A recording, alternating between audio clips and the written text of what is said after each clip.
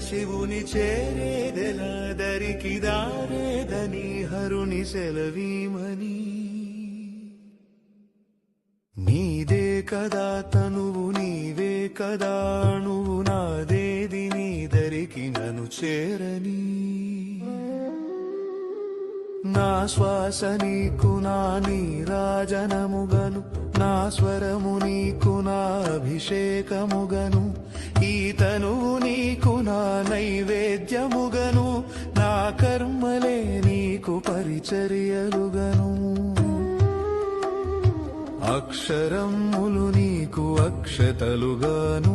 పదమాలలను నీకు పూమాలికగను